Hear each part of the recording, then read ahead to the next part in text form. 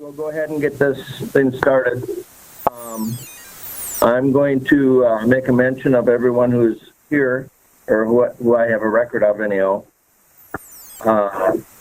Jenny Herman, Randy from the radio station, Karen Hedlund, Wade Pavlik, Brian McBride, Emily Getty, Jason Schulblum, Mark Lassard, Janelle Peterson, Lindsay Frank, Wayne Scoy, Len Peterson, and Kelly Myers. And Dave here from the Highway Department. I've got Nathan, and I've got Tom West here. Oh, and Jackie's on the line too, so. Can everyone hear me? Yes. Commissioner Scoy, I can hear you. Okay. We'll just hope for the best then, I guess. So this is going to be a learning experience. So okay, we'll start by approval of the agenda with additions or deletions, and we do have one addition.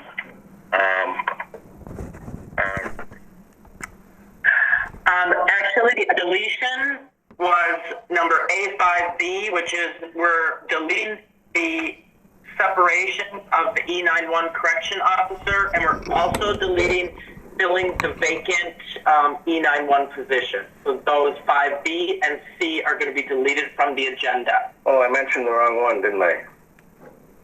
Yes, you did, but that's okay. Fine. And so, and the additions from the agenda that you should all have, the only addition is the one from the sheriff's office with requesting adopting the resolution to declare Koochiching County a state of emergency. Right. Okay. Thank you, Jen. All right. Thank you for the adult supervision, Jenny. We need it. Very much so today. Is that a motion, Wade? Yes, Mr. Chairman. Okay, with the additions and deletions? Correct. Okay, do I have a second? Commissioner McBride, second. Okay, thank you, Brian. Okay, I've got a motion and a second. Any discussion? Hearing none, all in favor? And I need a roll call vote. Aye. Was that Wayne? Yes. Okay, Jason? Right. Aye.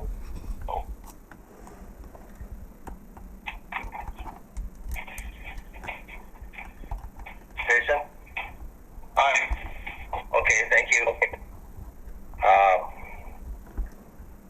Motion carried unanimously.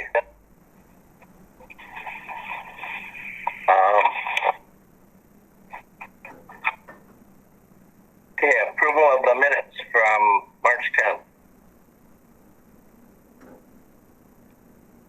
Mr. Chair. Mr. Schulblum. Okay, motion by Schulblum to approve. Second by Scoy. Second by Scoy. Any discussion? Hearing none, all in favor?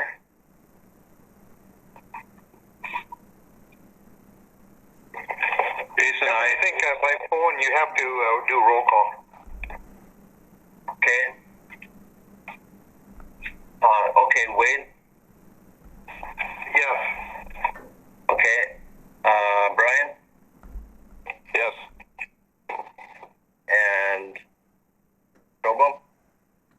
Yes. And Boy, yeah. okay, and myself is an aye. So motion carried unanimously. Approve revised board meeting schedule. Move, Mr. Chair. This is Commissioner McBride. Thank you, Brian. Motion by McBride. Second by Commissioner Scoy.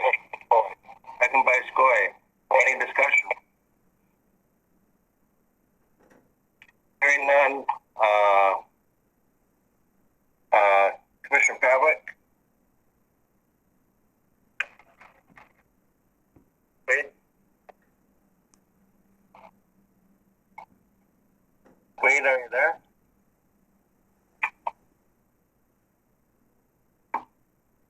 Oh, where he went? Oh, no, I'm here, Kevin. Yes. Okay. Thank you. McBride? Yes. Yes. Problem? Aye. And Squay? Yes. And 80 is yes. Yes. Motion carried unanimously. Financial business. Mr. Chair, I will move on A, B, and C.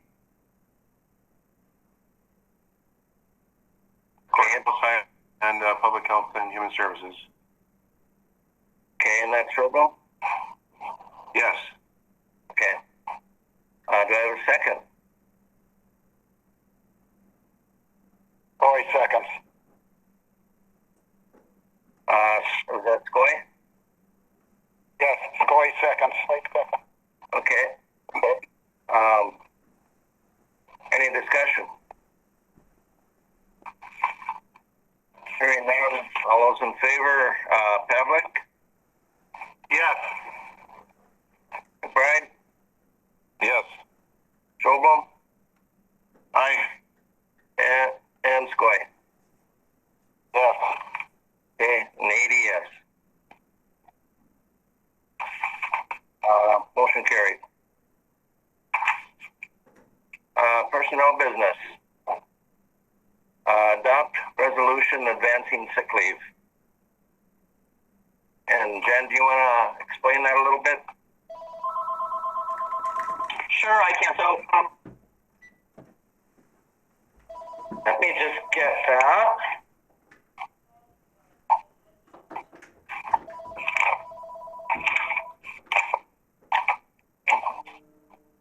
We are asking you to adopt a resolution to authorize the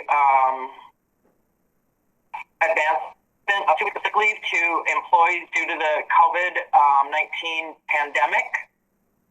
And the resolution states that the Koochiching Board of Commissioners approves the advancement of 2 weeks of sick leave to employees who meet a specific criteria. And the criteria is the employee is experiencing symptoms or is caring for an immediate family member experiencing these symptoms. The second criteria is an employee has an immediate family member as a result when a school is closed and that person needs to care for that school-aged child or care for a family member. When an employee has been directed by their department director to modify their work schedule, and when an employee has exhausted all of their cumulative sick leave and comp time. Noting that all the provisions of all the collective bargaining agreements remain intact, and then that's basically what the resolution is saying. At this point, the employees, we can advance the sick leave, and that means that there is repayment of that sick leave that will be required at this time.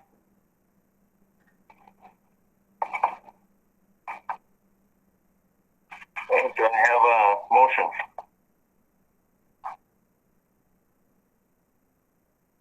Motion, Mr. Chair. This is Shoblum.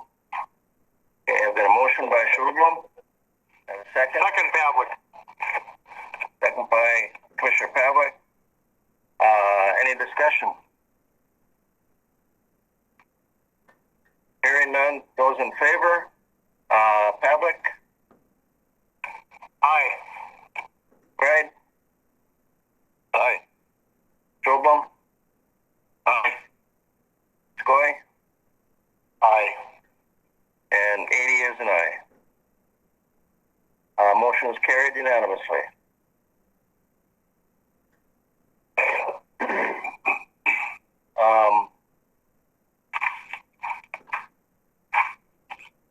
Authorized filling vacant highway labor position. McBride moved, Mr. Chair. Okay, I've got a motion by McBride. Second by Scoy. Second by Scoy. Has left the meeting. Dave, do you want to comment any on that, or Trent?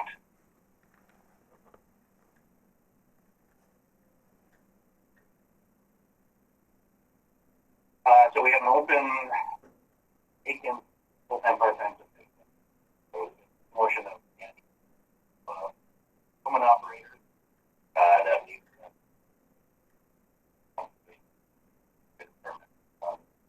We can't hear them, Kevin. What's that? Cannot hear them. You can't hear him? can you hear me? No. No. Mics are on.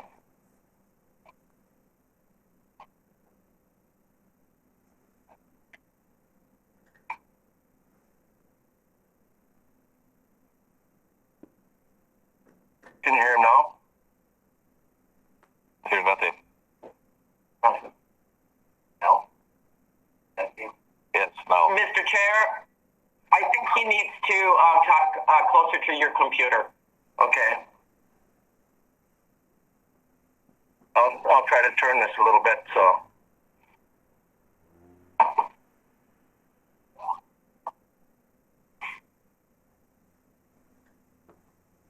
Can you hear me now, Simon? Go ahead and start. Go ahead.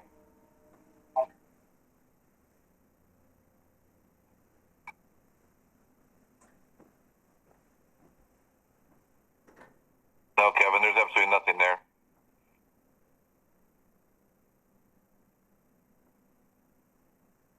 Okay. All right, can everybody hear me now? Yes. No, yet. Yeah. Yes? Okay. So we have a vacant position with the promotion of Dan 80 from full-time part-time to heavy equipment operator. We would like to fill that position. We've actually, in the past, we've had two full-time part-time folks working for us. In 2017, we had Vance Larson leave, and we have yet to fill that. And then with Dan 80 moving to heavy equipment operator, we'd like to fill that position as well. The full-time part-time position is a labor position. Typically, they help out a lot with the heavy equipment operators. They also help out a lot with the surveyor as well as the inspector. You know, they'll run gradations for the inspectors. They'll help state projects like that. Hey, is that 80 related to that scoundrel Kevin that we know?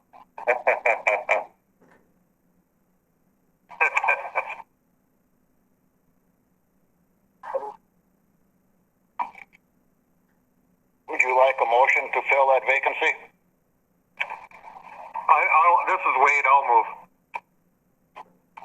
This is Scoy. I'll second. I would have moved, but I will. Yes. Danae has joined the meeting. But is there anybody else that wants discussion? Okay. Mr. Chair, Yes? we already had a motion on that from McBride and Scoy. Yep. We just needed to vote. Yep, that's what I thought, so. All right. All right. There's no further discussion. Commissioner Pavlik. Aye. McBride. Yes. Schobel. Aye.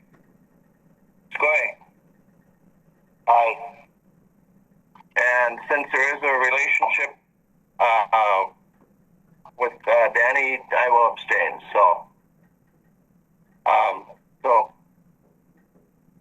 four in favor and one abstention. Mr. Chair, Yes. this position doesn't it doesn't have anything to do with 80. It's just a vacant position that it's the position that he vacated. Okay. That's why I believe you don't have a conflict. I'll say yes then. Okay.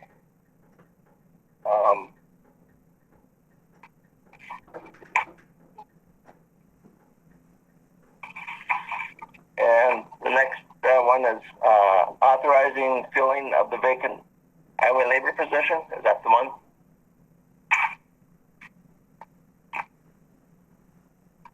Oh, authorize. Okay, authorize board chair signature to letter requesting Grand Mound update. And that was to send a letter to Minnesota Historical Society regarding an update. Jen, you have anything on that, or Dave, do you want to say anything more?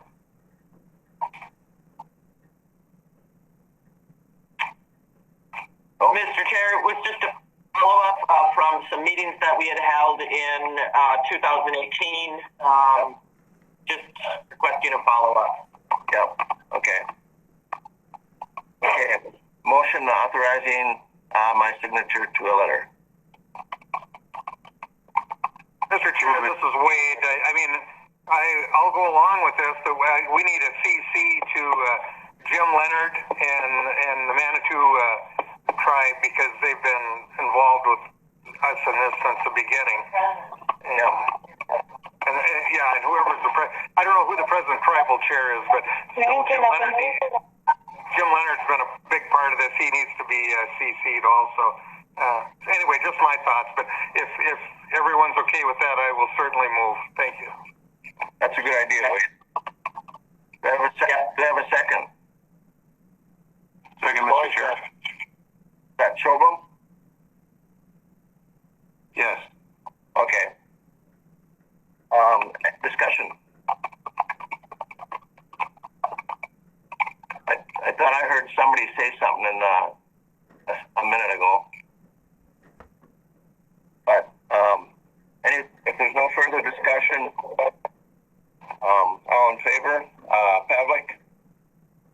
Aye. McBride? Aye. Shobham? Aye. Roy? Aye. And I'll say yes. Motion carried unanimously.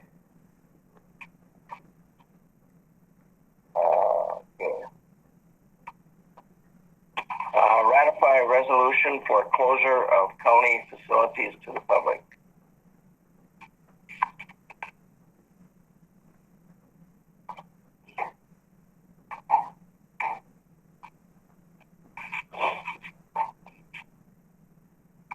Mr. Chair, McBride moves. Is that Brian? Yes. Okay, thank you. Do I have a second? Corey seconds. Okay, second by Skoye. Discussion. Goes against everything I believe in, but I will vote in favor. Okay. Pavlik, yes. McBride? Yes. Shobham? Aye. Skoye? I agree with Commissioner Pavlik. It's a tough thing to do, but it is a tough thing to do. I think it's something that does need to be done.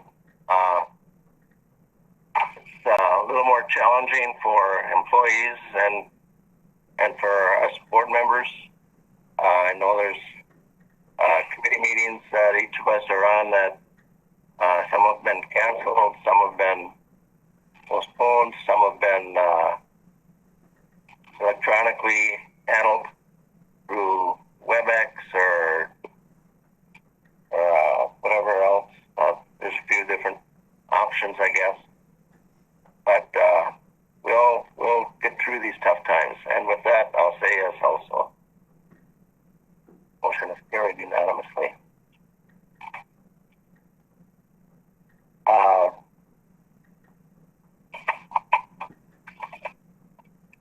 Approve credit card policy and department monthly spending limit.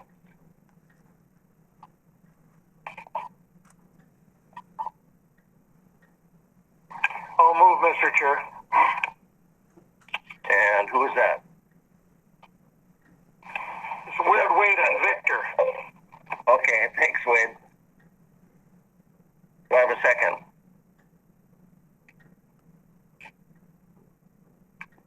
That was my call sign in Vietnam. I was wondering where Victor came in, so. But, that was McBride second? No, it was not. Showblum seconds. That was Showblum, okay. Any discussion? Hearing none. All in favor? Pavlik? Aye. McBride? Aye. Aye. Showblum? Aye. Aye. Skoye? Aye. And 80 is a yes. Motion carried unanimously. And we've had a couple more people come into the meeting. Matt came in and Kathy came in. When Matt came on, I think we should all hang up. Eric Olson.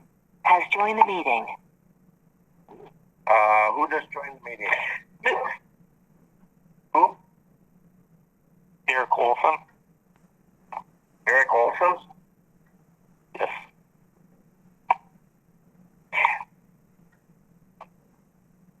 Mr. Chair, if I may? Yes. At this time, at 9:55, there was, I'd like to jump ahead in the agenda and move to the item 3 under land and forestry business. Okay. Because there is going to be we're going to phone in with the Lake of the Woods Board. They're also meeting on this same topic. Yep. Considering the action to close the county parks to vehicles along the Rainy River. So we had scheduled that we were going to conference call in with them at this time. Okay. If we could jump ahead to that one item, I think that would make sense.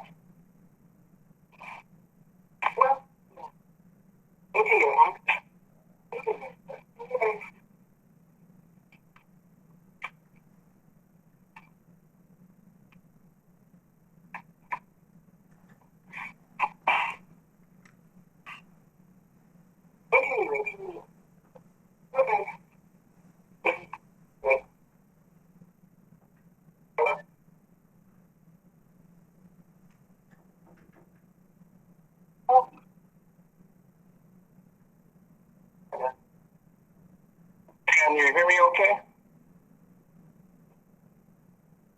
Yep. This is Kevin Ady, board chair. That was my mic for one of our mics. So. Okay.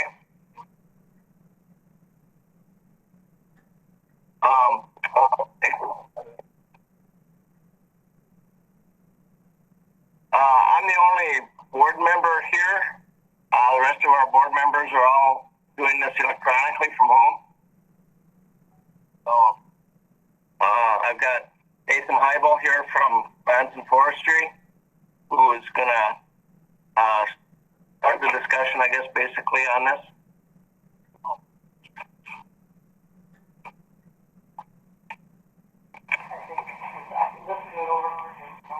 John Weibel, are you on the line there in Lake of the Woods?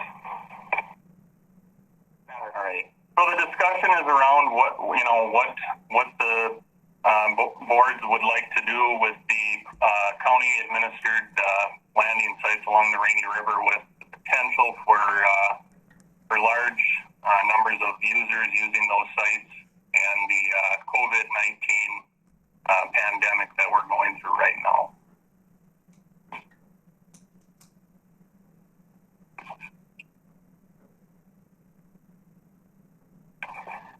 Well, this is Wade. I mean, I've seen all sides of this.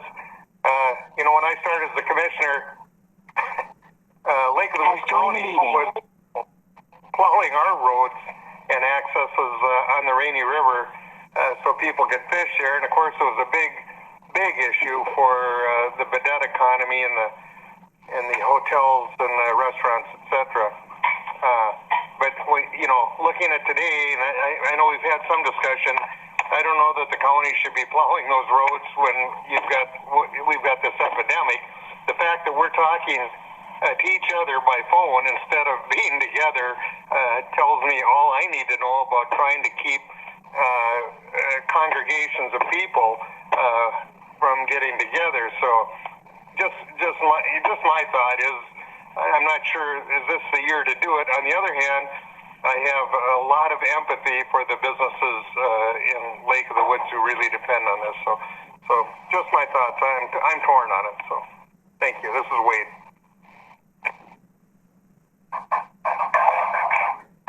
Well, this is Commissioner Skoy, and as far as calls from residents of that area, it was 8 to 1 or 2 in favor of closing. Since then, my name got out on some guide website, and we had 40 or 50 phone calls. Of course, on the opposite. I might be a little bit high with 50, but I'm not with 40.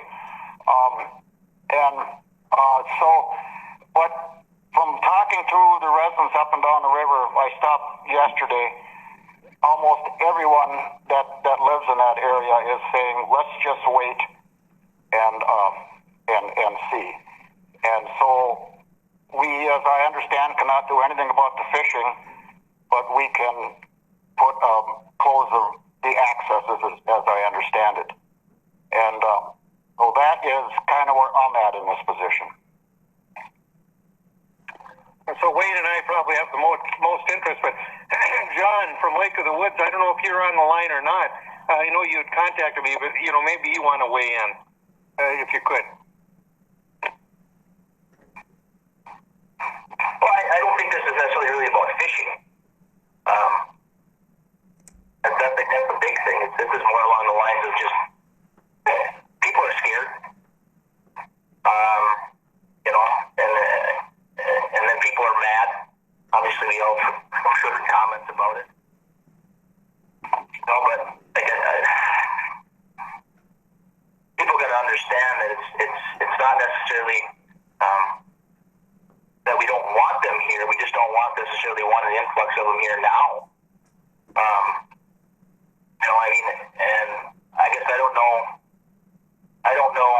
if there's an answer, if there's a right or wrong, but the constituents necessarily that don't even live on the river over here, they've been hounding me for 3 weeks to,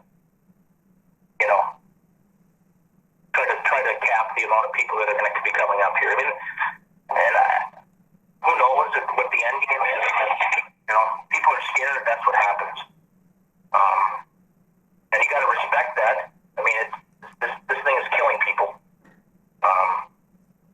And I don't think that, I don't know where you guys are at in Cooch, but I know that the last meeting we had, the hospital is here, and we are ill prepared to handle one patient, let alone 5.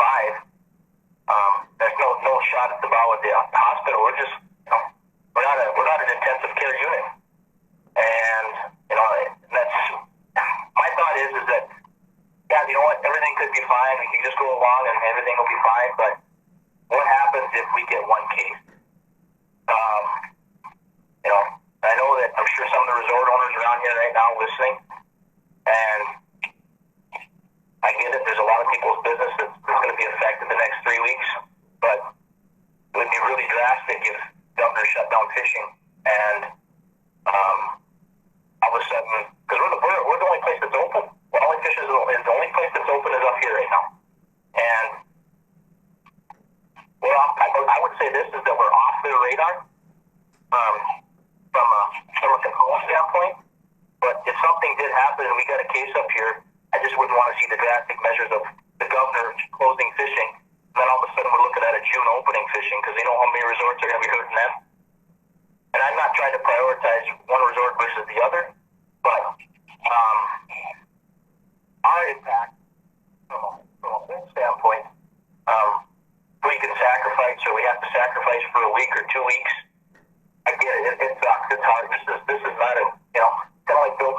there's no easy way to do it. But I don't know if there's a way to alleviate some of the economic hardship in the short term. But I mean, I think that's where everybody's, from the business standpoint, I'm sure you guys got businesses over there that'll be affected, and so will we. I just don't know if it's the right decision to have that influx of people up here. Not that I don't trust all of them, but all it takes is one, right? I'm only coming from Bemidji. Well, people from Brainerd go to Bemidji. People from Minneapolis go to Brainerd. And, you've seen how this thing takes over areas. And, 80% of the people that get this thing are fine. But I would really, really, really feel bad if somebody's parents or somebody's grandparents got sick. And all of a sudden they trace it back to something that we could have controlled. Now, that being said, I'm only one person, and I just think it's, like I said, scary. People are scared. And, we can do everything right, and things could still go bad. But I just think we got to eliminate some of the effects that could happen by just, having people that, that necessarily don't know they have it, or, have been exposed to it. And I'm sure we've been exposed to it already. Maybe we've been lucky, but I don't know. I think that's where I'm at. Anybody else? Yes, this is Commissioner McBride. Last week when Nathan Heibel, our land commissioner, first brought this forward, I was on a teleconference. I was in Florida at the time, and I thought, in all reference to Nathan, I thought, boy, how silly is that to be talking about fishing? But when things came down, and it came down in Florida, and they started locking beaches, barricading beaches, I told my wife, I said, we need to get home now. And on the way home, I contacted public health here in Koochiching County, and they requested that when I arrive home to self-isolate for 14 days. And I believe all snowbirds coming back are also being asked to isolate. And we are in turn going to open our borders up, let fishermen come from all over the Midwest. It's just not smart. It's not fair. We also have a closed border by the President of the United States, along with Premier Trudeau of Canada. And we're going to have people on the border going back and forth. That river's kind of open. So I think there's issues there. Everywhere you look on TV, it says, stay smart, stay healthy, and please stay home. And that's what we need to do. We need to close these accesses. Thank you. Well, John and Nathan, this is Wade. I think back to the years before when we had some of these issues with the landings. I think our only alternative that the county could do is not open those landings. Although there's a DNR landing, I can remember that the DNR at that time, I'm talking years ago, decided to open when we didn't open our county landings. I don't know that we can put up signs and say you can't fish here, but I think we could make it so the landings aren't available, and I think the word would get out quickly and people wouldn't show up. But that's just my thought.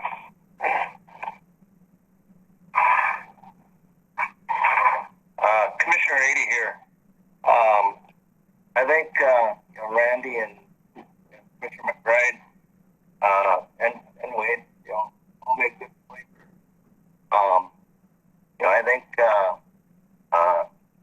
having the businesses that have pretty much had to close down or very limited access to delivery, phone, takeout orders only, and they've all been impacted. Retail stores have all been impacted, and it's just it's not a good thing that what's happening. But, I think the way the number of people that are contracting coronavirus and that is growing. I was listening to news last night, and they were talking. I think the governor even had mentioned. Of course, he's quarantined right now too. But they had mentioned anywhere from 40 to 80% of the people in the state will probably end up getting this thing in one form or another. I think having limitations on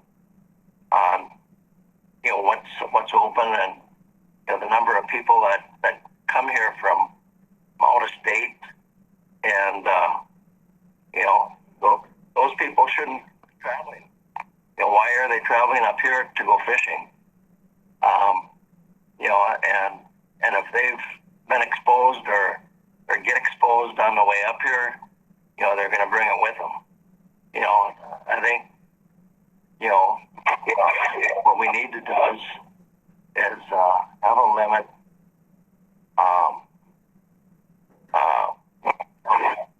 Have a limitation on what's open, and businesses already have those limitations. All we're doing is, by not opening the landings, is making it tougher. I think it was Representative Eklund that I was talking to the other day, that he was kind of hoping that the DNR would actually step in and do something to not have the spring walleye season, and that way they're the bad guys and not us. But I don't know what a person's to do, but I think somehow or another a person needs to consider limiting access anyhow. So. Well, Kevin, the governor you're talking about wanted to raise your gas tax 30 cents a gallon. That didn't go very well. Maybe we should send him a letter, because he would have the authority to shut down spring fishing if he had a mind to. So just a thought from the county board. Yeah, you make a good point.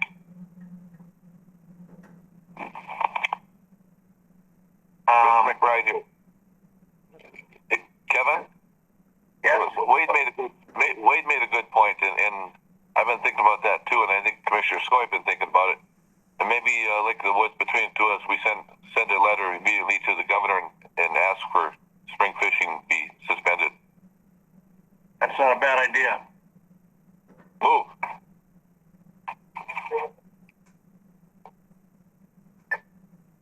And I don't like.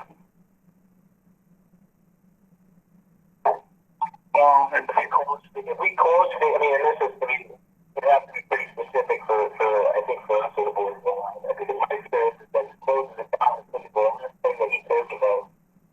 And the state of Minnesota's recovery process. It could be June. And there's resorts that probably have pretty good winters that they could survive the next 2 weeks. But you start shutting down for May and June, and that's worst case scenario, obviously. That's when things get tough. And I guess if we can do our part, and like I said, there's going to be bad guys in this deal, and we all know that. Like I said, the city of Barrett closed down their access. They have two available that people could use probably within the next week or 10 days. But if we do our part, that.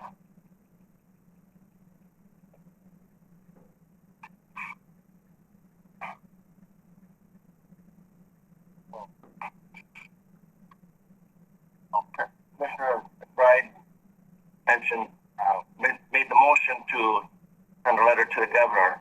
I didn't realize I apologize. Yeah, that's fine.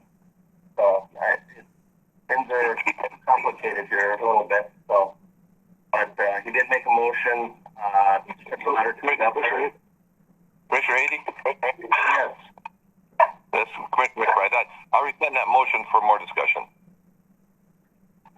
Okay, otherwise we can get a second and continue discussion too, so. No, I'll rescind my motion. Okay, Commissioner McBride just rescinded his motion, so go ahead. Okay, well, I'll make the motion. I was going to second it, but I'll make the motion, get it on the floor, Mr. Chair. I have a question on this. Hang on, Wayne. Go ahead. That would be another. Isn't that what everyone's saying? 15 of the closing down and reevaluate after being 15. Everybody's doing it.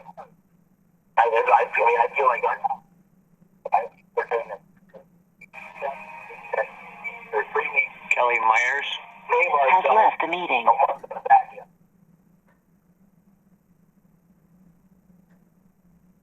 Yeah, it's still there. Mr. Chair? This is Commissioner Schoblum. Okay. I kind of believe we should take this maybe one step at a time and kind of go a little bit slower instead of I don't want to necessarily impose a 30-day moratorium on fishing or anything like that. Obviously, I think that would really stir up a lot of controversy, and maybe just kind of revisiting it after a certain amount of time.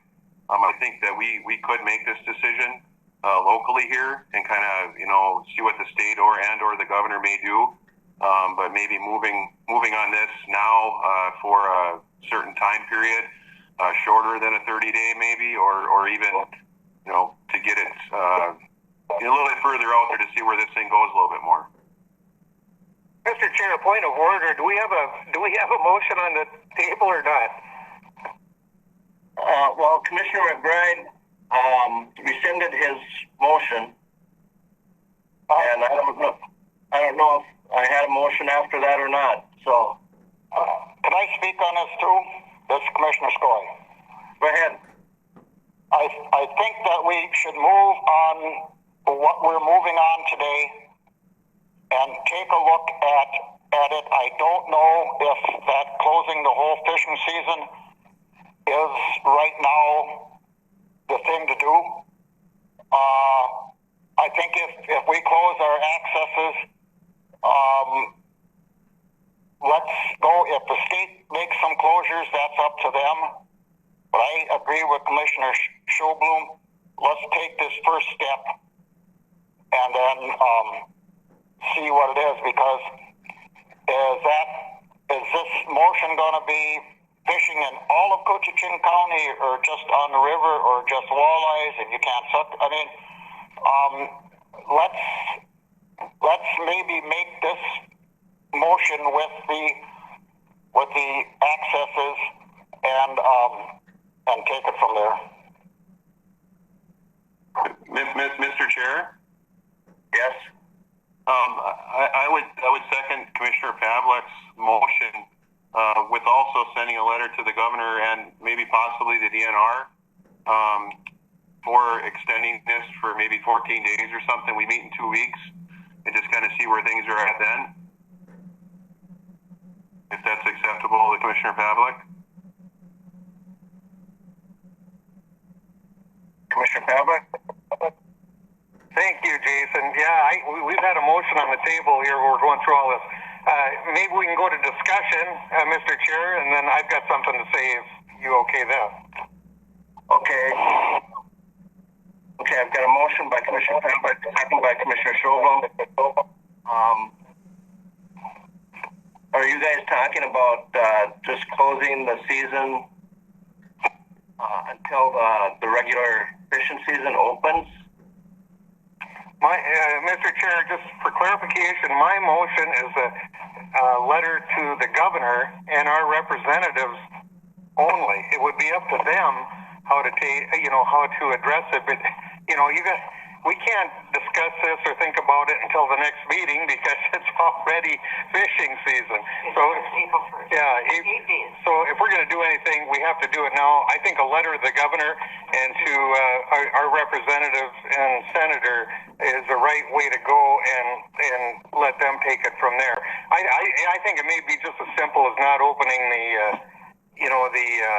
the parks and stuff for people to fish, but it doesn't make any sense to me to have that amount of people here fishing and in the hotels when everyone else is locked at home. I mean, it's just absolute nonsense. But I don't think county board has that full authority. The only thing we have is the ability to clear those ramps, and if we don't clear them, that's going to stop a lot of people from getting in there. And other than that, let's let the governor and legislature take it from there and let them know what we're thinking. That's just my thought anyway. So thank you. Okay, Nathan just mentioned to me too that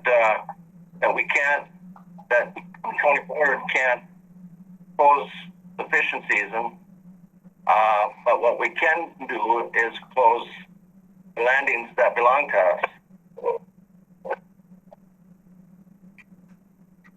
We do have some control over that.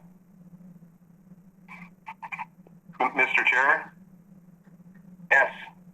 I would second Commissioner Pavlik's motion to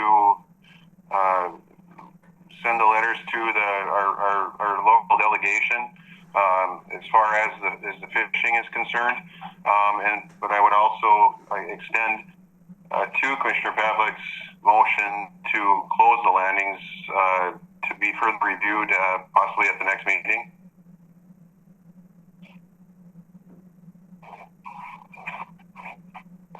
They come up and this is Wade. Of course, I would concur with that. I think that the main thing is though timing, because the people talked to us to come in 8 days. The people who call, we've already had people call and I think it opens in 8 days. So I mean, this is something we would have to. April 1st, we'd have to do immediately. It's just my thought. But anyway, I concur with the change to the motion. Well, fishing is already open. It's just a matter of having access to the landings. Fishing season is open until, I believe, the 15th of the month of the upcoming month. Yes, yeah. And then it closes until into May, when the general fishing season opens. So, and so, I mean, well, I just assume take the one motion at a time. I guess we have. Hang on a minute, Wayne. Hang on a minute. Go ahead, Jim. Yes, the suspicion on this is only with the close that does issue, so I think that's the right path. Closing the fishing season, don't think we would support. Yeah. I mean, if that will get the message out to the public.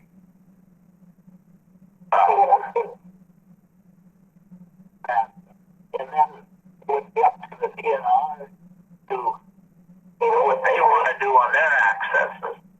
How many accesses does DNR have along there? Yeah, Mr. Chair, Carol was just telling me the people who have been in contact with us are planning on coming up April 1st. So kind of when things start going. So the sooner we could get it out, the better. Right. I've been talking to Commissioner Arneson here. He made a statement that he would be in favor of closing the accesses. And how does the rest of your board feel on that, Commissioner? We had a consensus on that. Okay, Lincoln Woods has a consensus of closing the county accesses down. DNR, of course, would have to do something on their own.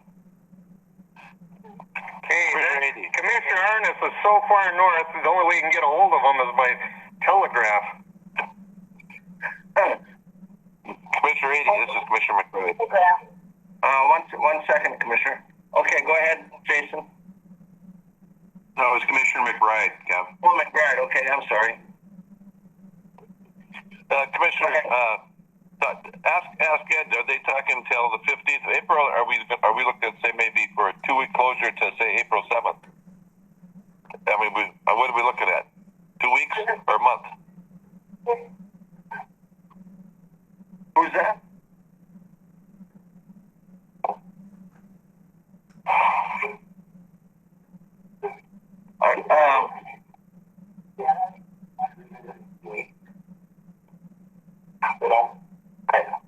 In 2 weeks, or just to the end of the season?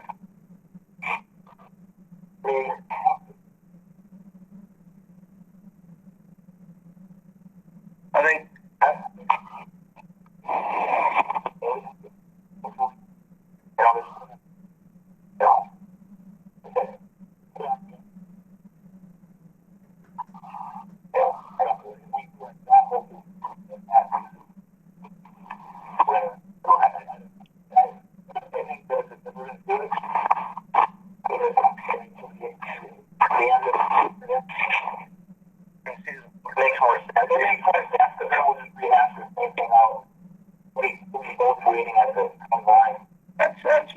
That's my thought also. Is going to do it right till the end of the spring season.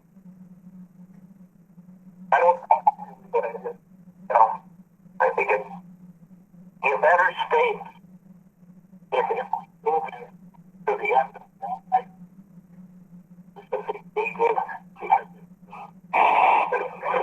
After that, it doesn't close fishing out that day. Right. But those goes for walleye fishing. Yeah, the walleye season goes from April 14th. I would suggest using a date. Yeah. Make it specific. Commissioner Pavlik, you okay with that on your motion?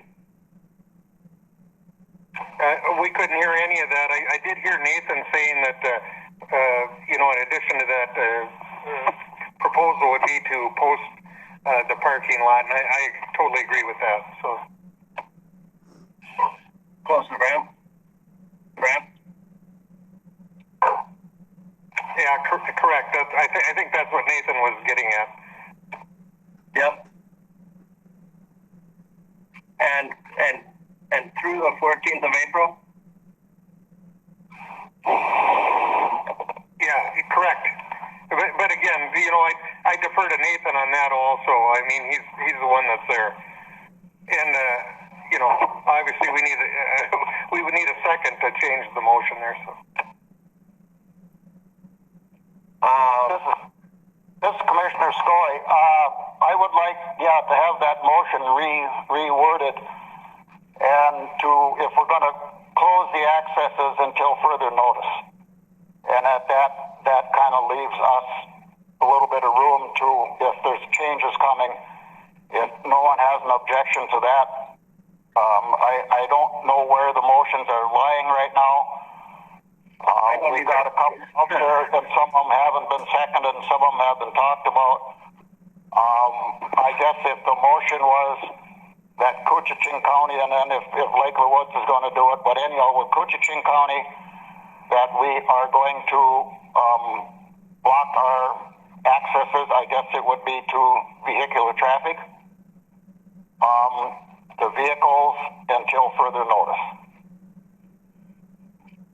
And I guess we may have to take this up down the road, but it's real hard to know what the governor is going to do. And as far as sending a letter to the governor, I think that should be separate from the motion on closing the accesses. Right. I agree. And Mr. Chair, who was the second? I think Jason was the second on the motion, so he should be heard. But let's clarify that and stuff, because I'm not real sure how it's what it's being read as right now. Jen, what do you have for a motion so far? Okay. This is Jenny, and I have Pavlik that made a motion to send a letter to the governor and close, it's my understanding, and close the landings. And then Shoblum seconded that. And now I think we're on discussion for that, and the discussion that I am hearing is that there's a recommendation to close the ramp and parking lot, basically the landings on the Rainy River that the county is in control of until further notice. And then the other recommendation was to have a separate motion to send a letter to the governor. And I also just want to remind you that we are going to be meeting every week now, so we will be meeting on March 31st, April 7th, and April 14th. So if you do it till further notice, you know, we've got some meetings scheduled so that, you know, that could be changed during those meetings. Well, Mr. Chair, this is Wade. You know what? If I could, I'd like to change my motion to really to defer to our land commissioner, Nathan Highball. He understands where we're going, and he will handle it at his discretion. I'm just offering that as a change to the motion. Thank you.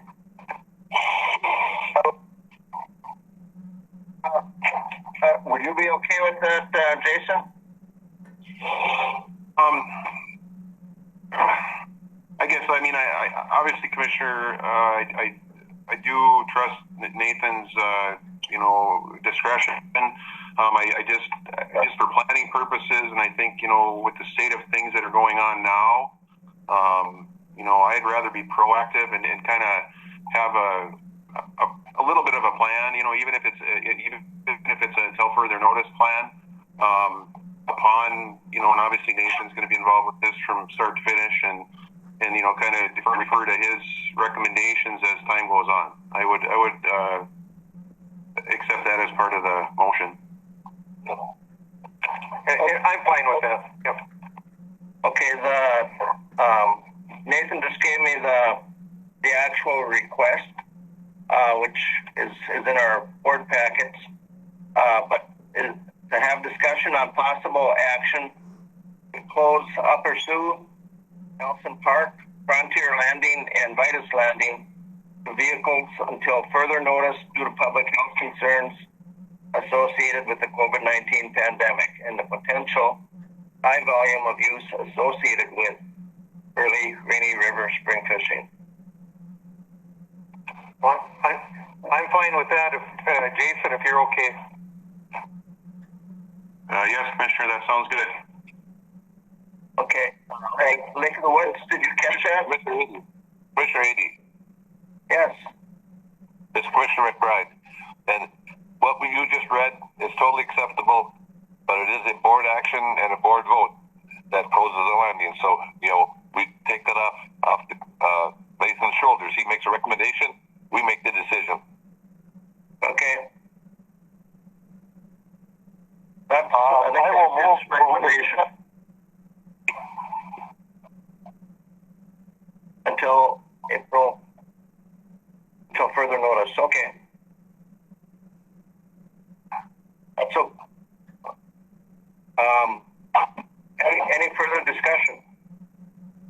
Read it one more time after all that discussion, please. Okay, discussion on possible action to close Upper Sioux, Nelson Park, Frontier Landing, and Vitus Landing to vehicles until further notice due to public health concerns associated with the COVID-19 pandemic and the potential high volume of use associated with early Rainy River spring fishing. I don't know if we go any longer. Carol's telling me it's almost my bedtime. How many landings? I don't have any problem with that. I don't know. I guess ask Lake of the Woods. I think they will be agreeable with that, but we also have on our own merit. Lake of the Woods? good to you guys, or?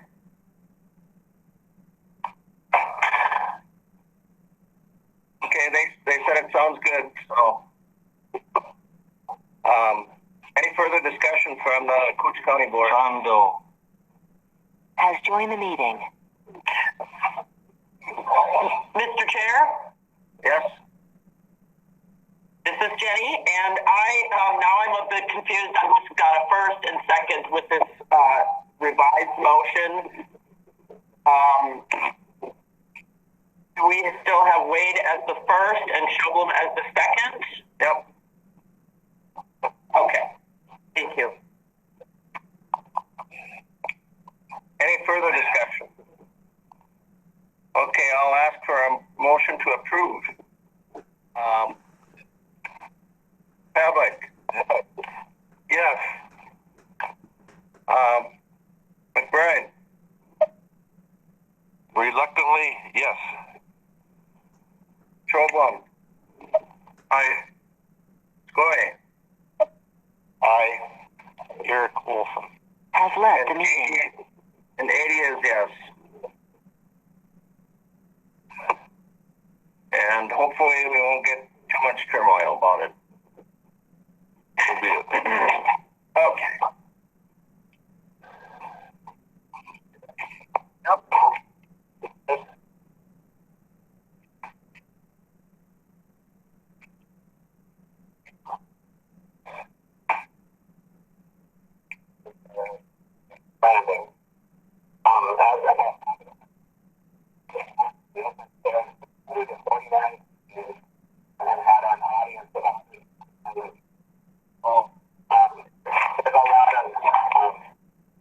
Powerful comments, to say the least.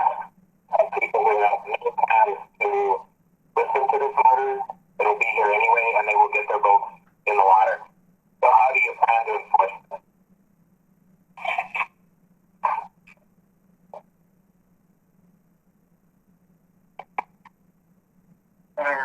County Sheriff know, and I don't know. If you got the landings closed, can you pick it up for trespassing, or?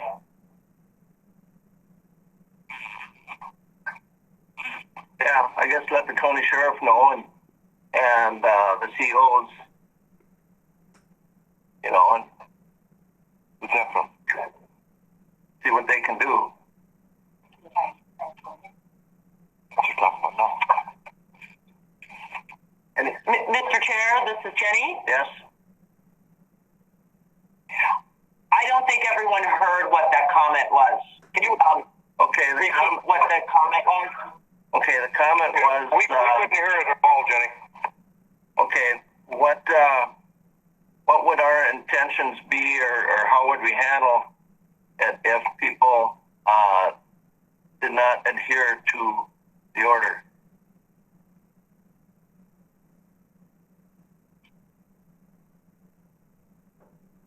Thank you, that clarifies it. Yeah. That's a role of law enforcement, Kevin, so we would have to talk to the sheriff on that. Yeah, that's why I said the sheriff and the conservation officers. So.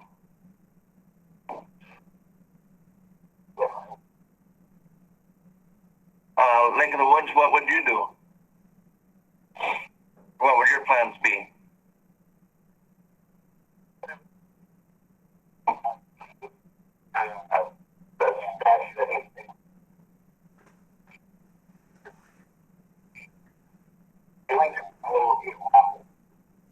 Okay.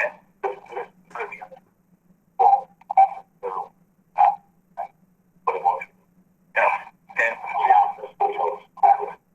Okay. Okay.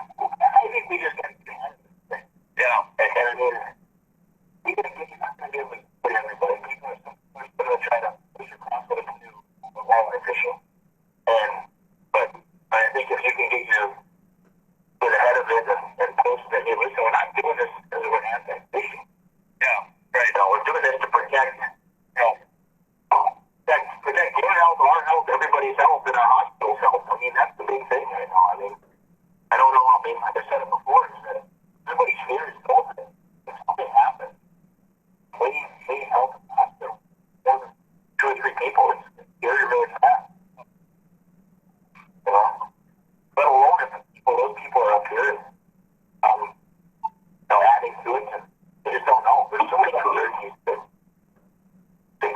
turning into all analytical.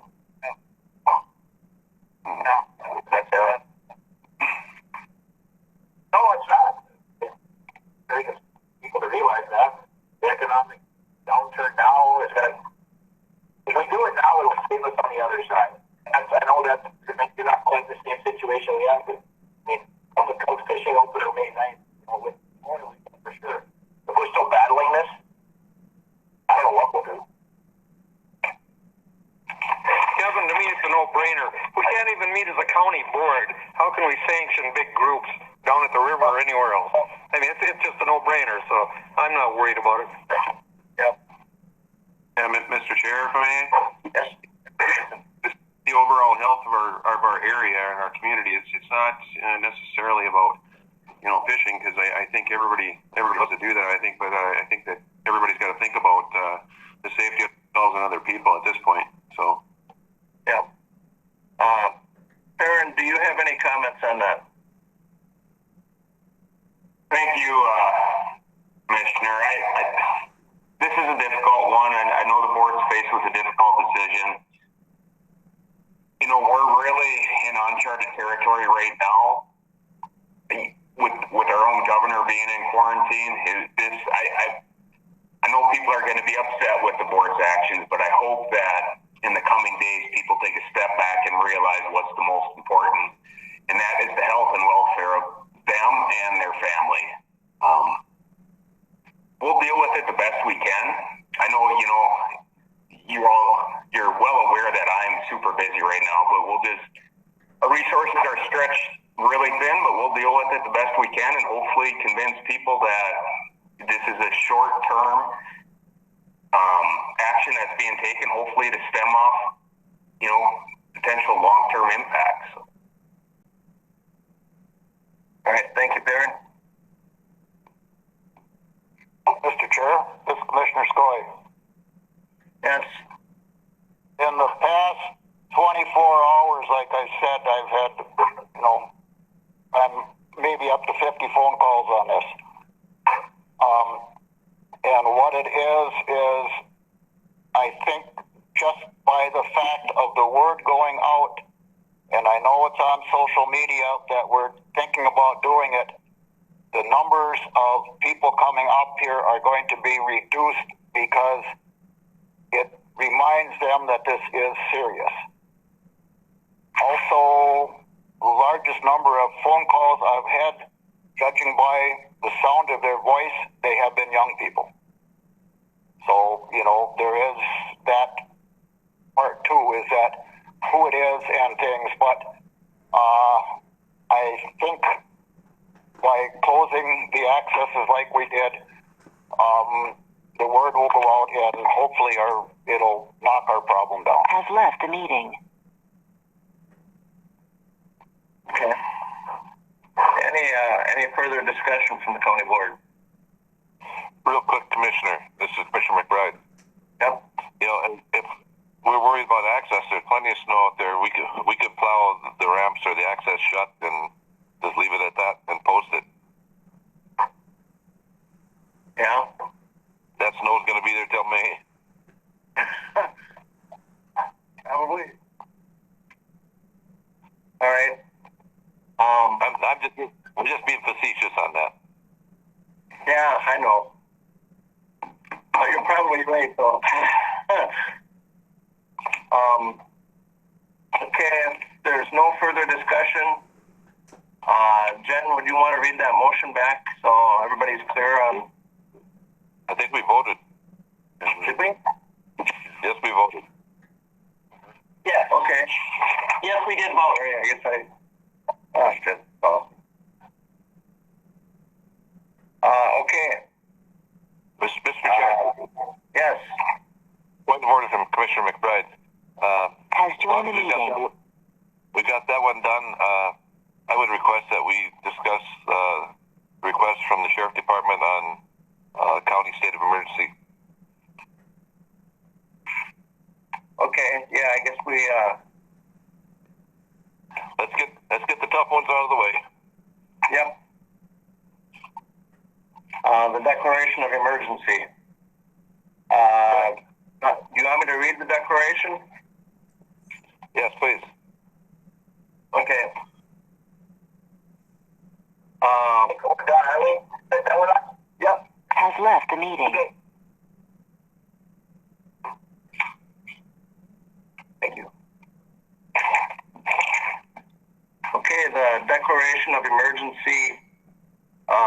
Whereas Koochiching County, Minnesota is suffering left the from meeting. direct and indirect impacts of the COVID-19 Has pandemic. left the meeting.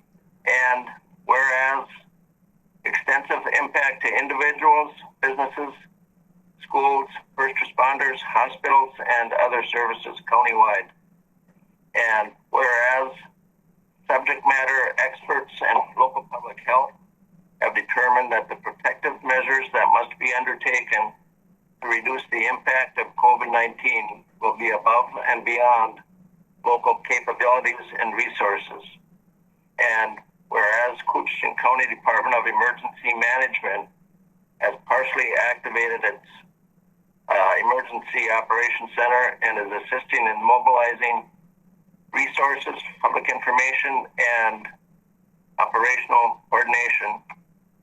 And whereas Koochiching County Department of Emergency Management requests that the Koochiching Board Chair declares Koochiching County in a state of local emergency due to the March 24th and ongoing COVID-19 pandemic.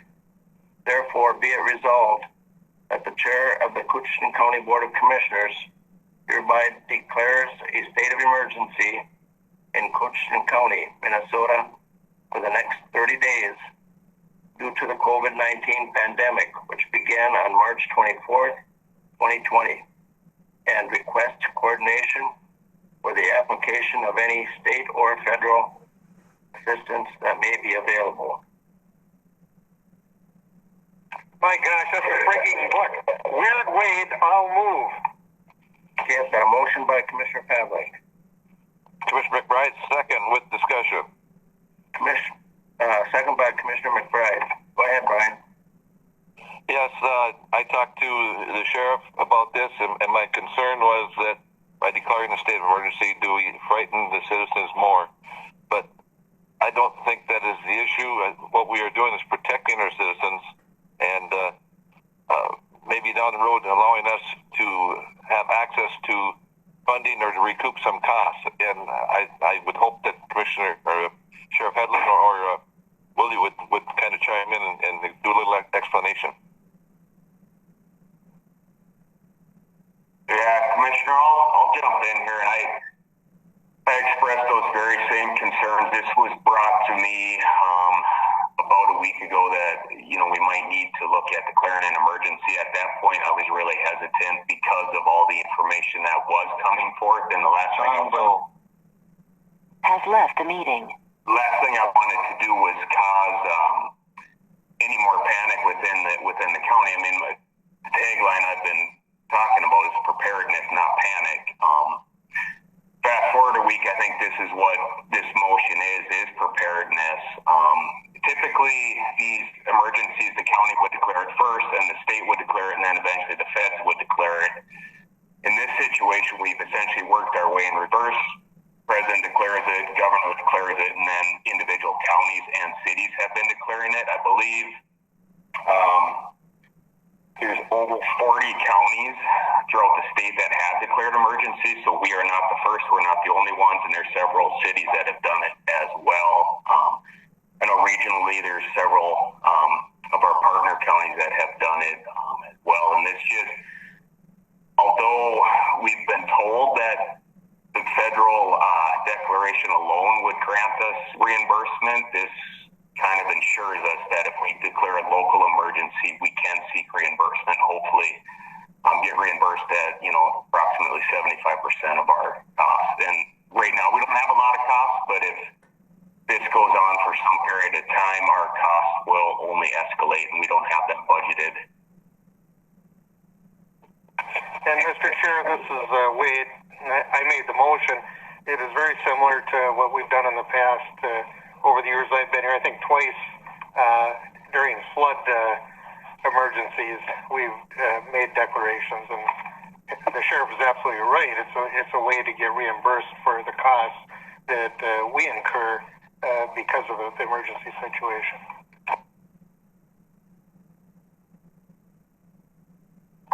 Commissioner 80, this is Commissioner McBride again. Yes. Yeah, and just like to reiterate what the sheriff said, and this is preparation, not panic. So and we really need to get that out there. We're only doing this to keep ourselves prepared and making it easier to move forward. Anytime you declare emergency, people go, oh my gosh, but we're just trying to be prepared. And that's why I'd like to get it out. State of preparedness.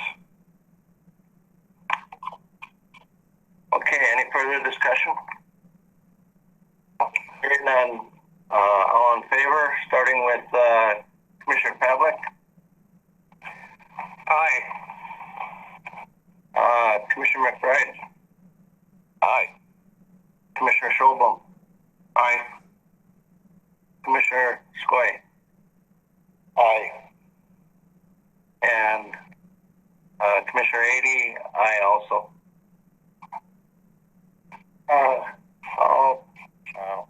Motion carries unanimously. Thank you, Baron. One quick question. Do I have any more items for the board? I forgot. It's been a long meeting already. Yeah, I know. I think that was it, wasn't it, Jen? Yep, that's correct. Okay, thank you. I have another meeting to go to, so I'll be leaving. Thank you. Thanks, Baron. Thank you, Karen. Okay. Approve board sponsorship of snowmobile, cross-country ski, and ATV trails grants. Has left the meeting. Moved by Commissioner McBride. Emily Getty has left the meeting. Motion by Commissioner McBride. Commissioner Skoye, second. Okay, second by Commissioner Skoye. Discussion.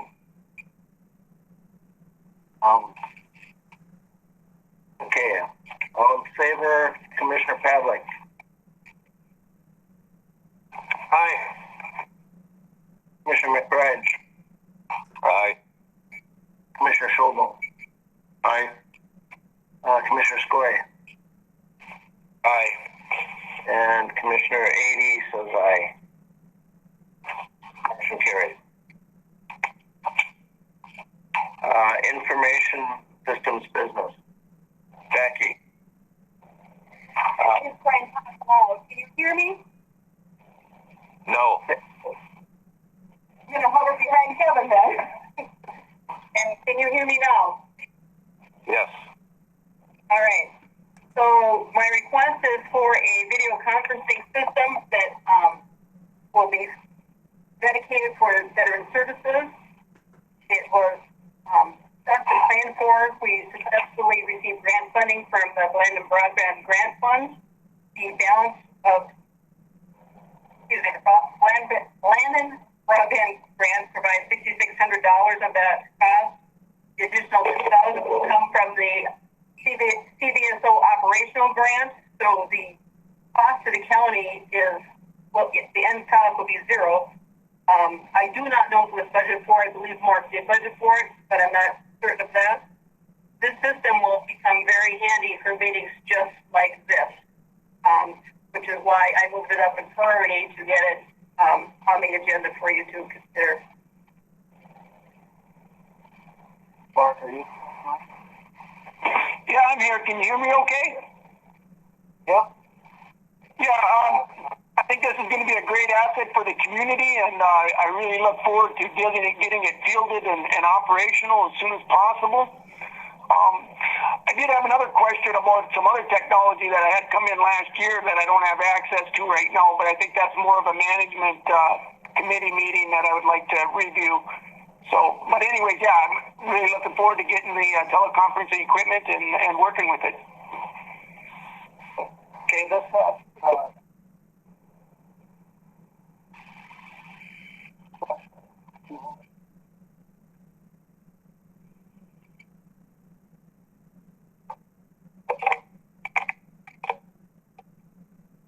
Are you there, Mark? Hello? Mark? Yes. Is that something that you had budgeted for? As far as the teleconferencing equipment, Yeah. yes. Like I said, well, it was added to the budget after we were awarded the grant. Of course, the commission appropriated the funds. Like I said, the other $2,000, like Jack indicated, came out of our BSO grant from the state. Okay. Mr. Chair, I'll move. Who is that? Wade and Victor. Oh, Victor, okay. Oh, wait. Do I have a second? And who is that?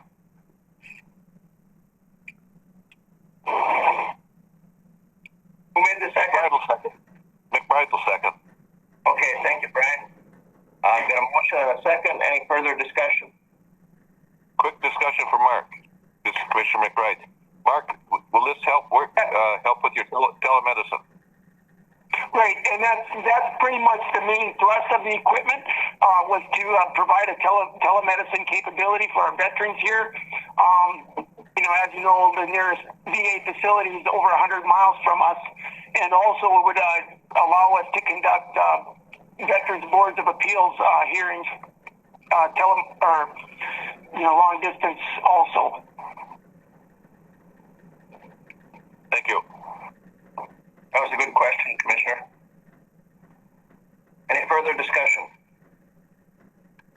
Hearing none. Those in favor, Patrick? Yeah, great job, Mark. He talked to us about this before, but I'm a yes. Commissioner McBride? Aye. Commissioner Schobel? Aye. Commissioner Skoye? Aye. And Commissioner 80 says aye. Motion carried unanimously. Thank you, Mark. Thank you, Jackie. Yes, gentlemen. Thanks, Jackie.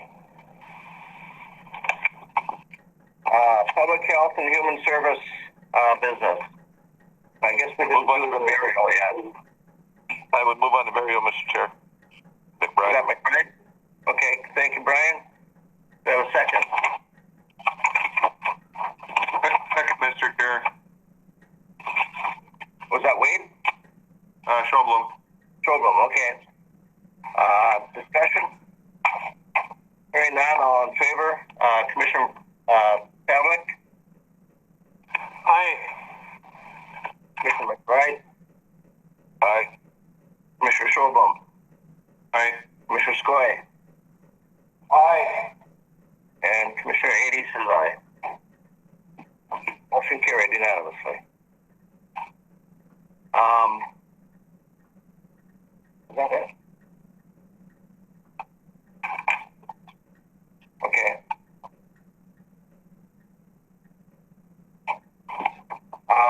Land and forestry business.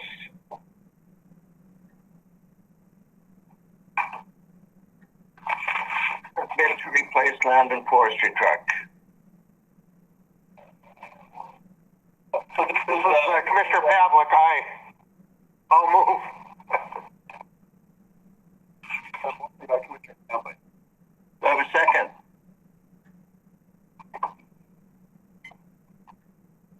Is there a second? Second, Mr. Chair. Schobel. Yep. Okay, I've got a motion and a second. You want to talk about it a little bit? Follow up, we sent out bids on a new budgeted land and forestry truck.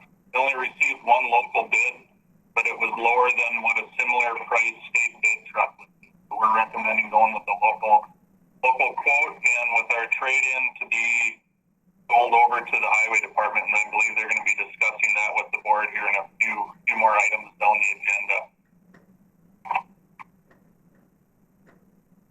We're going to sell it for cash. Okay, all in favor? Wade? Aye, Mr. Chair. Brian? Aye. JD?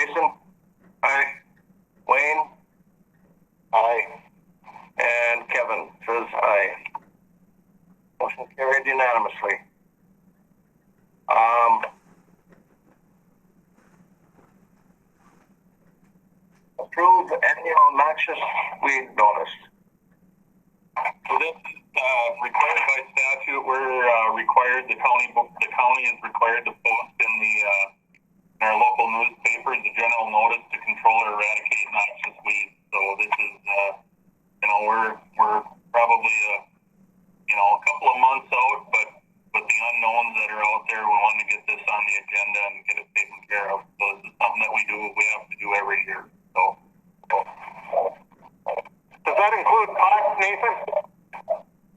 Pardon? I was wondering, noxious weeds, does that include marijuana? Yeah, I would think so. Just checking. I'll move, Mr. Chair. Okay, I've got a motion by Commissioner Pavlik. Second, Mr. Chair. Jason?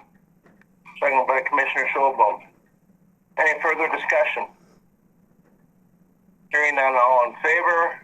Commissioner Pavlik? Aye. Commissioner McBride? Aye. Commissioner Schulbaum? Aye. Commissioner Skoye? Aye. And Commissioner 80 says aye. Motion is carried.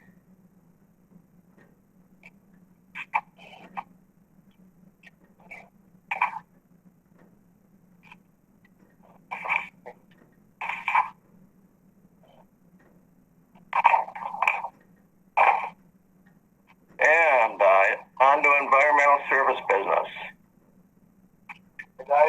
Approve occupational development center contract renewal. Nice day.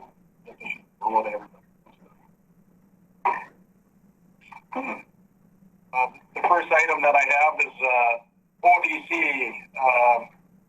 does transfer station cleaning and recycling work, and we would like to renew that contract with them. We do this, we've been doing it with them, or ODC has been doing this for us for many years, and they provide a trainer and a two-person crew to assist with the recycling and cleaning as directed by our operators at the transfer station. ODC has increased their hourly rate from $15 an hour to $18 an hour. The estimated annual cost for the contract is expected at $11,232. Actual cost is based on the hours worked, but should not exceed that amount. We anticipated that cost and included it in the 2020 budget. There's a 30-day notice of cancellation clause in the contract if we decide to change as needed. And I'd recommend moving forward with the contract. Mr. Chairman, that's a bargain, and I will gladly move on that. This is Wade. Commissioner Skoye, second. And a second by Commissioner Skoye. And part of the reason for the ODC raising their cost is minimum wage one, right? That's correct, yeah. So because of the increase in minimum wage, ODC needs to raise their rates in order to cover that cost. Any further discussion? I kind of think the department head should pitch in and be out there working too, but he might be busy. I'm not sure. Well, that time is coming. This COVID-19. There might be some time that I might need to go out there. I'm just teasing. Matt works long hours. I can guarantee that. So, thank you, Matt. And all in favor, Commissioner Pavlik? Aye. Commissioner McBride? Aye. Commissioner Schulbaum? Aye. Commissioner Skoye? Aye. And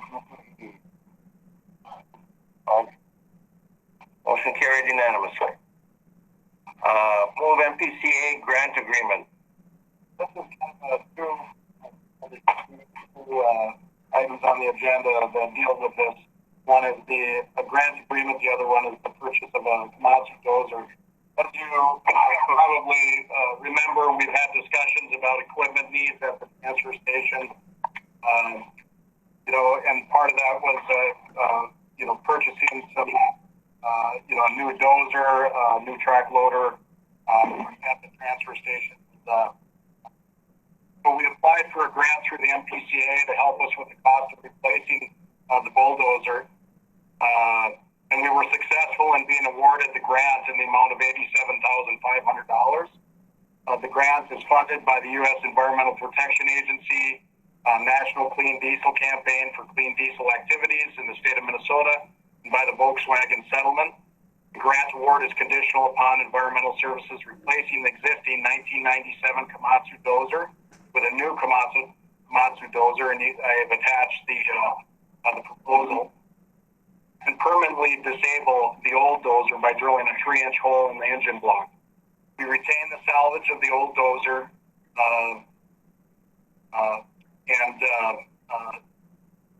after it's been disabled, and it should have some value for parts after it's been disabled. Although there is not a state bid price, the bid we received from RMS in the amount of $367,545.04 is based on a source well RFP. The county attorney's office advised this purchase based on the source well RFP will meet the county's purchasing policy, and Sourcewell is an acceptable purchasing alliance, cooperative, competitive bidding under the Minnesota statute that covers that. The total for this new dozer, after receiving the $87,500 grant reimbursement, will be $280,045.04, and the funds for this purchase will go to the Environmental Service Department budget. And the grant Mr. Chair, I'm willing to move with one contingency that we get a picture of Greg on his new bulldozer for the boardroom. I think we can do that. Okay, we've got a motion by Commissioner Pavlik. Second, Mr. Chair, this is Commissioner McBride.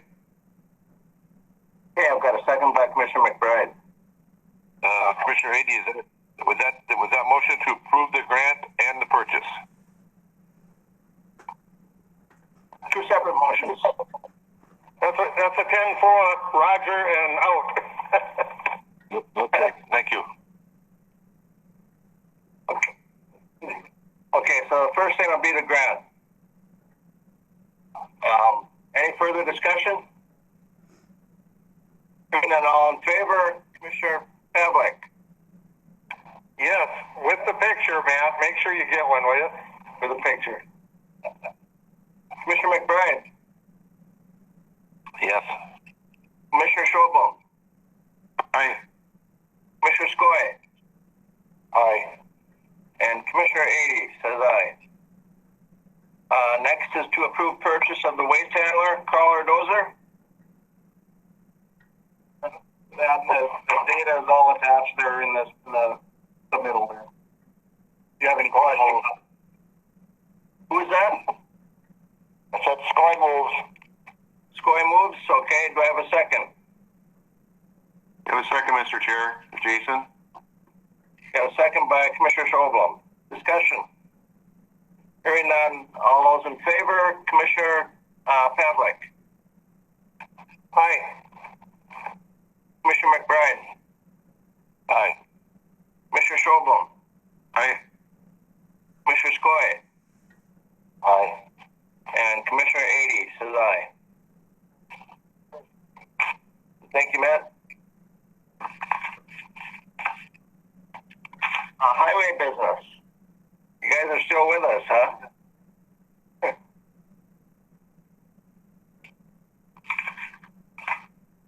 Okay. Want to? You got?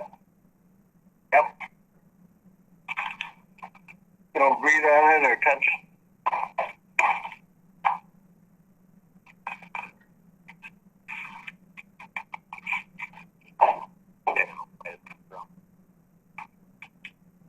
All right, folks, can everyone hear me?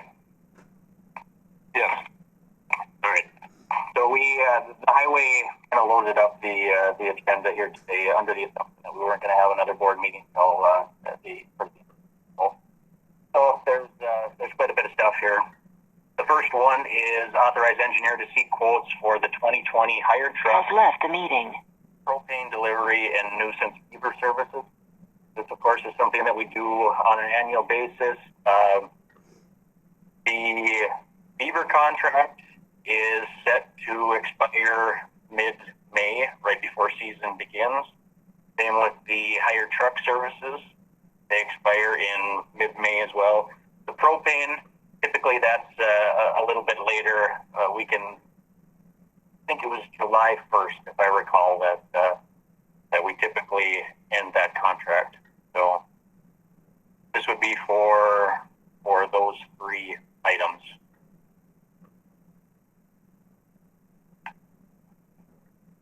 Move to authorize quote. Is that Commissioner McBride? Yes. Okay, motion by Commissioner McBride. Has joined the meeting. Do I have a second? Yes, Skoy seconds. I have a little discussion though. Okay, was that Skoy? Yes. Okay. Go ahead. What it is you mentioned the beaver trapping season, and I believe at other times they weren't paying the bounty during trapping season. Is that correct? That's correct. We've since changed that. If we have problem beaver in an area, we pay the bounty. So. Okay, good. I know because I talked to some of the trappers and they said, why would we trap during season for $5 when we can wait until it's over? So, I think that was good. Nope, that was a clarification I wanted. So thank you. In the past, when there was more of a plethora of beaver trappers, it wasn't as big of an issue. But now that there's only a handful in the county, probably it's more of an issue to get those beaver out of those areas. Yeah, right. And like I say, why are they going to go out and trap one for $5 when they could wait 2 weeks and trap it for whatever the price is? So okay, thanks on that.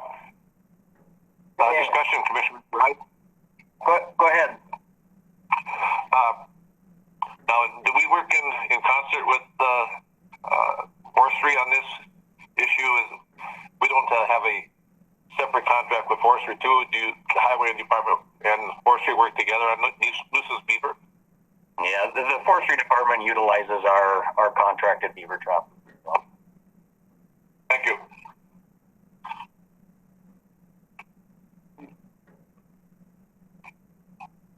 And all in favor, Commissioner Pavlik? I think we should put it in the engineer's job description. I'll vote aye. Commissioner McBride? Aye. Commissioner Schobel? Aye. Commissioner Skoy? Aye. And Commissioner Adie says aye. Authorize Highway Department to advertise for bids for project DP 2020-02 South 45 sidewalk. I'll move. So,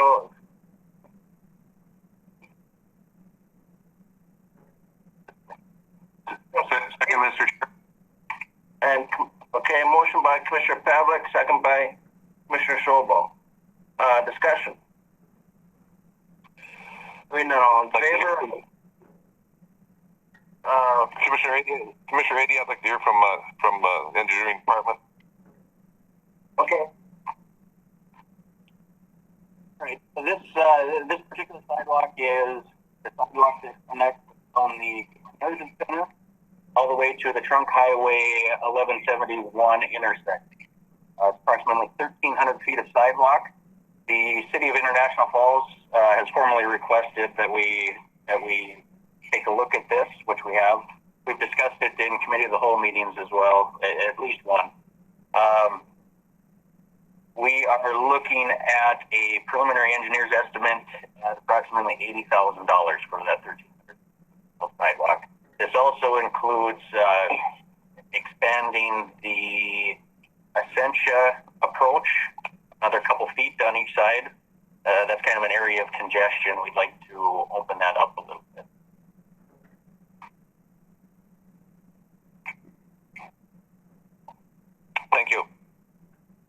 for the sidewalk project going from Good Samaritan Center to Highway 11, wouldn't it make more sense to just have a crosswalk at Good Sam going across the road? Because there's already a sidewalk going up to the stoplight, right? Yep, that's a good question. We had discussed that in the committee of the whole meeting. There is increased safety issues with placing a crosswalk across Keenan Drive.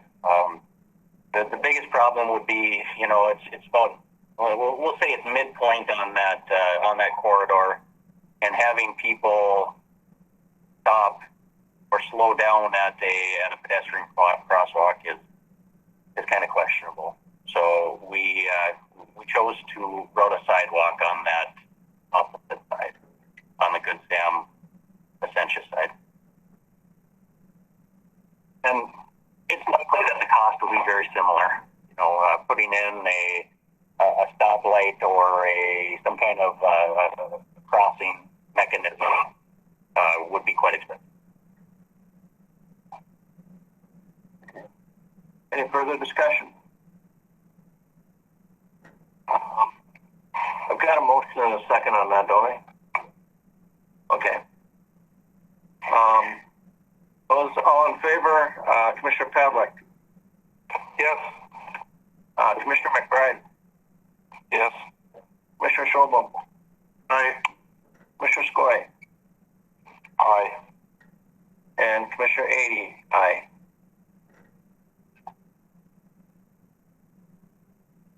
Authorize Highway Department to purchase used land and forestry truck.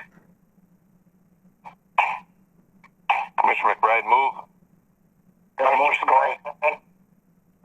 by Commissioner McBride, second by Commissioner Skoye. Discussion.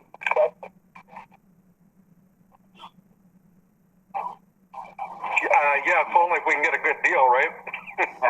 Right. So as Nathan had mentioned, the Land and Forestry Department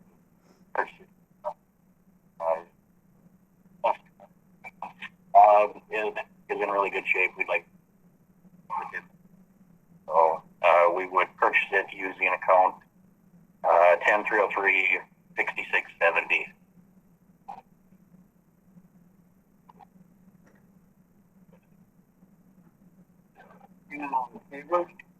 Commissioner Pavlik? Yes. Commissioner McBride? Absolutely, yes. Commissioner Schobel? Aye. Commissioner Skoye? Aye. Commissioner Ady says aye.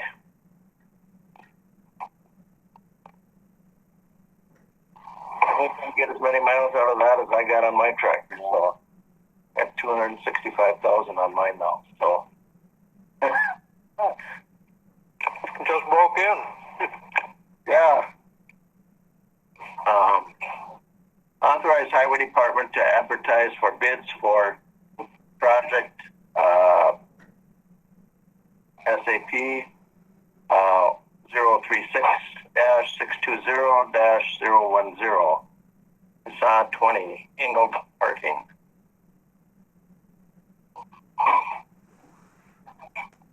So this is the Rainier project on 20 in Blaine. Angle parking in between the intersection where Kasane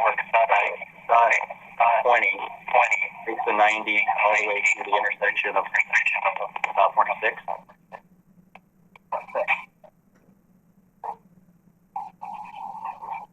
Sorry, we had some feedback there. Engineer's estimate places it at approximately $400,000. This is a Kasane municipal construction project. We have a significant amount of money in our Kasane municipal construction fund, so it's no problem to pay for this project. The city of Rainier, of course, is very on board with this project, as we've discussed in the past. It will, of course, add parking to the area as well as improve in aesthetics. I'll move, Mr. Chair. Motion by Commissioner Pavlik. Second. McBride. Second by Commissioner McBride. Any further discussion? Hearing none, all in favor? Commissioner Pavlik. Yes. Commissioner McBride. Yes. Commissioner Schobel. Aye. Commissioner Skoye. Aye. And Commissioner Age says aye. Authorize Highway Department to advertise for bids for 2020 striping. Skoye, motion. Second, Mr. Chair.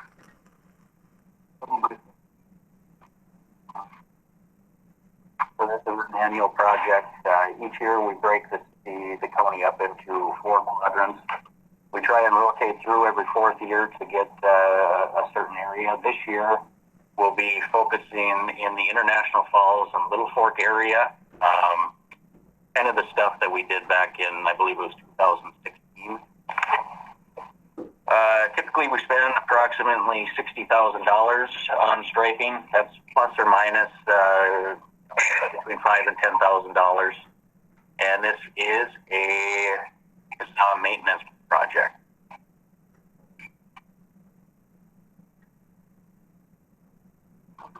Any further discussion? All in favor, Commissioner Pavlik. Aye. Commissioner McBride. Aye. Commissioner Schobel. Aye. Commissioner Skoye. Aye. And Commissioner Ady says aye. Award SAP 036040005 CASA 40 Mill and Overlay.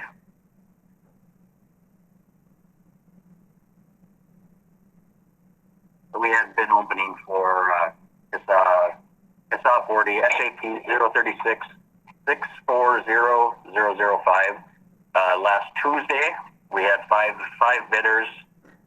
Our engineer's estimate was just about $196,000. The low bid came in at $157,019.66, which is approximately 20% below our estimate, which is great. It comes from Northern Paving out of Bemidji. They have a short haul, of course, to get to CASA 40 in North Home. The Highway Department would recommend awarding that contract to Northern Paving and authorizing the board chair to sign contract agreement for that SAP 036640005. Skoye moves. So move, Mr. Chair. This is Wade. Okay, moved by Commissioner Skoye, second by Commissioner Pavlik. Further discussion? Hearing none, all in favor, Commissioner Pavlik. Aye. Commissioner McBride. Aye. Commissioner Schobel. Aye. Commissioner Skoye. Aye. And Commissioner Ady says aye. Award SAP 036703001 CASA 103 Road Rebuild.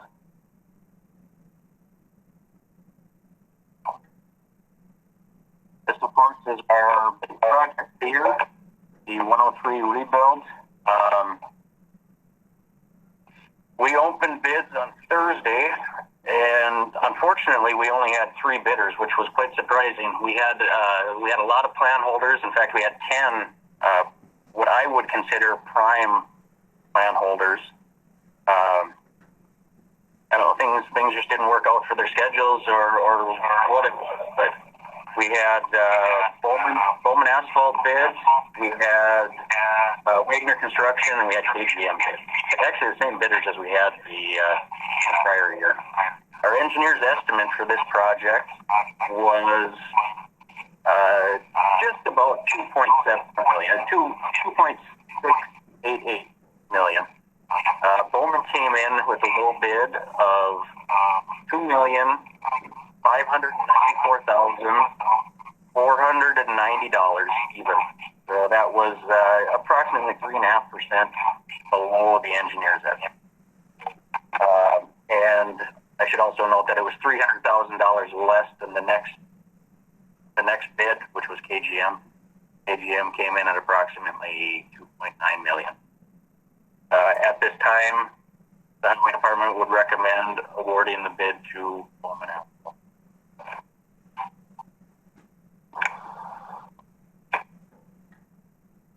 I'll move, Mr. Chair. Got a motion by Commissioner Pavlik. Hey, Mr. Chair. Was that Schobel? Yes. Okay, second by Commissioner Schobel. Discussion. Hearing none, all in favor. Commissioner Pavlik. Aye. Commissioner McBride. Aye.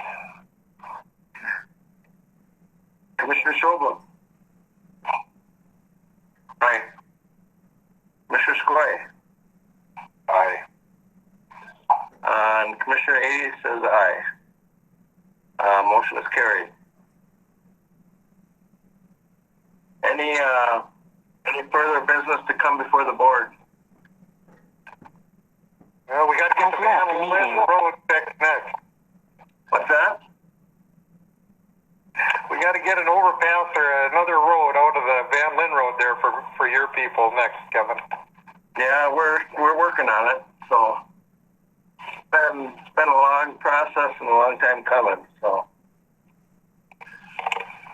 but Commissioner Eddie, clarification.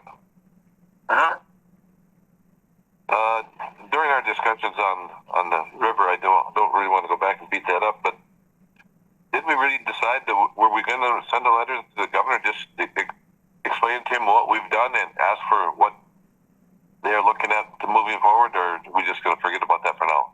Maybe wait till next week.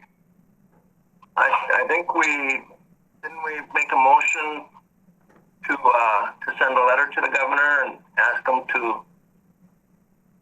I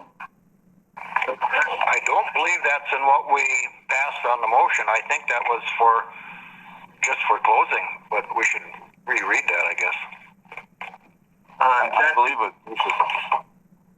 Jen, could you let us know what that motion was? Yes, I can. And, the motion, let me see if I find that. The motion was basically just what was stated in Nathan's recommendation, that we go ahead and close Upper Sioux, Nelson Park, Frontier Landing, and Vitus Landing to vehicles until further notice. But there was nothing in the board motion that I saw that actually said to send a letter to the governor. But I can certainly draft something and have it ready for at the next board meeting if you wish. I believe I made the motion, didn't I, Jen? Yeah, there were a few motions made, and the motion was made and seconded at one point. And then another motion, you did make that motion. And it was my intention, just the way you read it, that we don't need a letter to the governor at this point. I mean, I think we're making our views known. Okay. What will we do to close those? Just put barricades or put okay, Dave just mentioned that they'll put barricades in that out. Maybe put some snow in front of the landings too, so that'll further people's wishes to try to get down there. Unless they got trouble with them.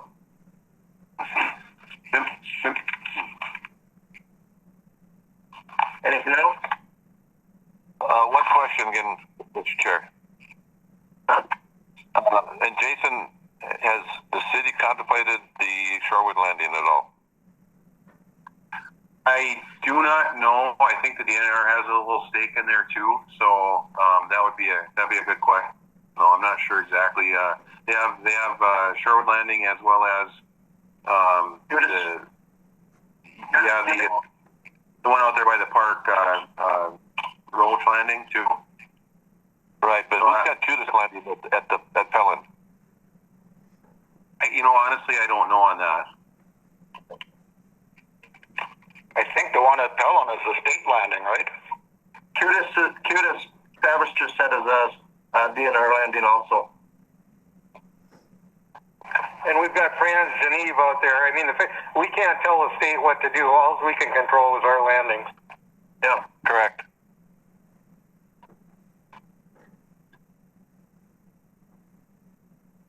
okay. All right, motion to adjourn. Okay, I've got a motion by McBride to adjourn. I'll second, Mr. Chair, but on the landing closures, as a matter of respect, we should notify the state what we've done. Mark Lassard, Veteran Service Officer. Has left the meeting. Okay, Wade, did you second that motion to adjourn? I did, Mr. Chair. Okay, motion second. All in favor, Commissioner Pavlik. Aye. Commissioner McBride. Aye. Commissioner Schulbaum. Aye. Commissioner Skoye. Aye. And Commissioner Ady says yes. I almost said no, I was having such a good time. Oh, yeah. But I made it through.